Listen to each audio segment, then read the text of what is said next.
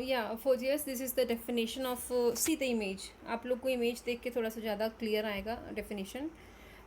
This is fetus with the R H positive. मैंने बताया था ना, R H positive father and R H negative mother.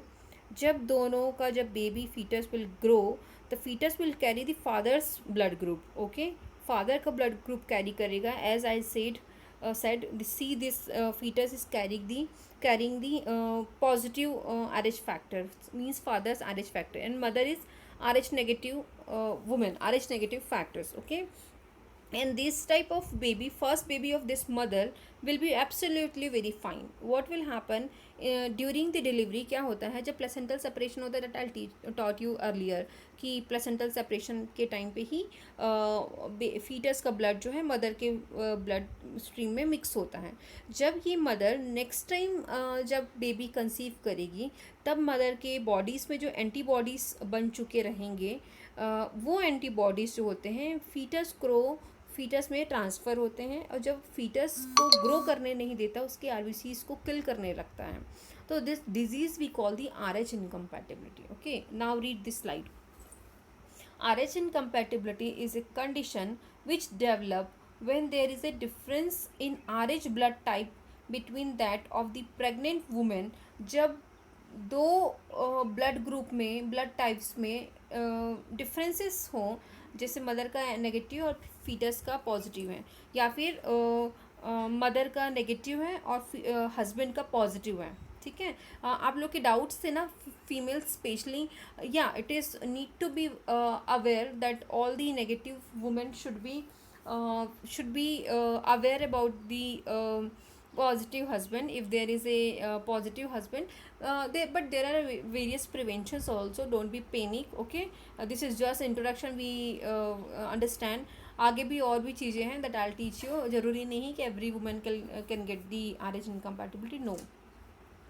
So this was all about the definition of RH incompatibility. Let's see the mother starts producing RH antibodies against the RH antigen entered from the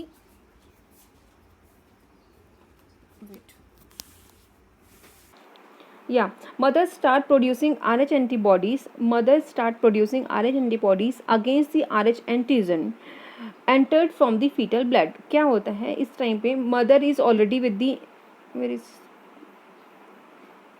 mother is already with the RH negative. Okay, क्या होता है इस time पे, जब mother RH antibodies जब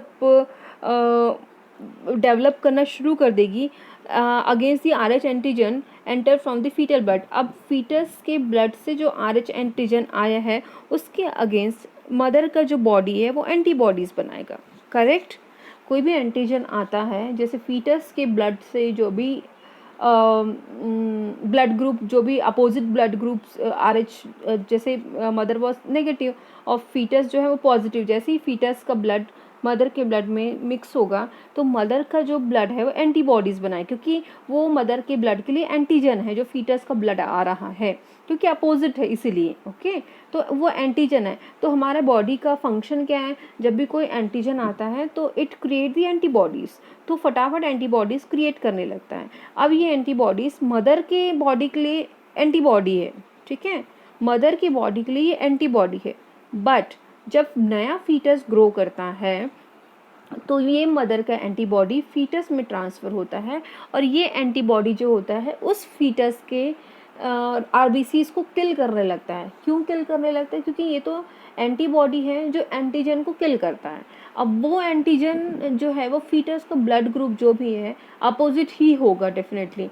तो वो antibodies, mother का एंटीबॉडीज़ फीटस की ब्लड सेल्स को एंटीजन है करके मारने लगता है. तो अब ऑब्वियसली जब फीटस का आरबीसीज़ किल होते रहेंगे, तो मदर का जो बेबी, नेक्स्ट बेबी जो कंसीव करेगी, वो ज़्यादा से ज़्यादा 1 मंथ, 2 मंथ, 3 मंथ तक ही वो कैरी कर पाएगी. उसके बाद वो आगे कंटिन्यू नहीं कर पाएगी, क्योंकि फीटस ग्रो ही नहीं कर पाएगा.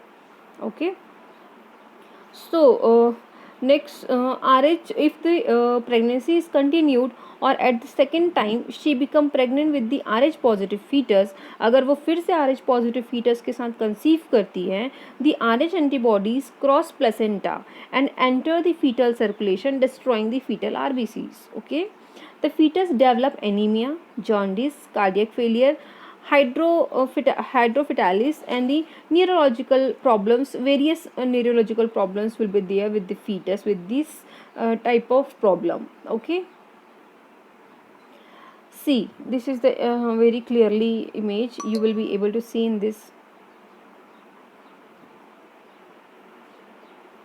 This is the RH positive fetus and this is RH negative woman. अब क्या होता है, जैसे ही ये RH पॉजिटिव फीटस का ब्लड RH नेगेटिव वुमन में एंटर किया, तो ये पॉजिटिव जो दिख रहा है red colour, that is fetus blood. Okay, अब ये जो RH सॉरी ये जो येलो कलर का जो क्रिएशन है, that is antibodies developed in the mother's body. अब क्या होता है, जब मदर, दिस इज थर्ड में, जब मदर सेकेंड टाइम कंसीव करती हैं, तो ये जितने एंटीबॉडीज़ हैं सब वो फीटस के जो ब्लड सेल्स हैं, क्योंकि वो पॉजिटिव ब्लड सेल्स हैं, ओके, पॉजिटिव RH हैं, तो वो जो एंटीबॉडीज़ जो बने हैं वो पॉजिटिव सारे को डिस्ट्रॉय करने लगती है. पॉजिटिव मीन्स RBCs को डिस्ट्रॉय करने लगती है, ब्लड ग्रुप्स को, ओके, ब्लड्स को. तो इस सिचुएशन में बेबी ग्रो नहीं कर पाता आगे. तो this problem we call the RH incompatibility. Okay, जब भी एग्जाम में आएगा, यू प्रिपेयर दिस, आप ये इमेज ज़रूर शो करना उनको. This is first, second and this is third. This is a very clear image जिसमें आप उनको, एग्जामिनर को बहुत अच्छे से एक्सप्लेन कर पाओगे. ठीक है, और this picture is very beneficial for you also. इसमें बहुत क्लियरली आपको सब कुछ समझ में आ रहा है कि क्या क्या किसके बाद क्या होता है. तो ये आप लोग के लिए, where is my, okay, so that's all about this RH. I hope कि आपको समझ में आ रहा है RH इनकम्पैटिबिलिटी क्या है. Now let's see the causes, कि कौन कौन से कॉजेस दिखते हैं. कलर्स कहाँ गए, सी, factors that influence whether or not an RH negative pregnant female can develop RH incompatibility including the followings. ये सारी चीज़ें हैं जो described है following. Factors that influencing whether or not an RH negative. अच्छा, ये factors होते हैं जो एक RH negative female है जिनमें RH incompatibility develop हो सकती है. ओके, अब सी, how much time to 7 minutes. See, in case of ectopic pregnancy, in case of placenta previa, in case of placental abruption, in case of abdominal pelvic trauma, इस condition ऐसे होते हैं जिसमें आराम से फीटस का ब्लड जो होता है वो मैटरनल ब्लड में मिक्सअप हो जाता है. आपको पता है एक्टोपिक प्रेगनेंसी कैसे होती है, आपको पता है प्लेसेंटा प्रीविया क्या होता है, आपको ये भी पता है placenta abruption, abdominal pelvis trauma, कुछ ट्रॉमा हुआ है, तो obviously there is a high chance to get the transfer of blood. Okay, next is in utero fetal death. अगर यूट्रस में ही फीटस का डेथ हो चुका है, एबॉर्शन हो चुका होता है, ऐसे ऐसे सिचुएशंस में क्या होता है, ऐसे सिचुएशन में मदर फीटस को जो ब्लड है वो इजीली मदर के ब्लड स्ट्रीम में ट्रांसफ़र होता है. एनी इन्वेसिव प्रोसीजर्स, जैसे कोई भी हम इन्वेसिव प्रोसीजर्स करते हैं उसमें there is a chance to mix up the blood from fetus to mother. Okay, lack of prenatal care, कई वुमेन को होता है जो प्रेगनेंसी के टाइम पे टेक केयर नहीं कर पाते हैं, कुछ भी रफ एंड टफ रहते हैं.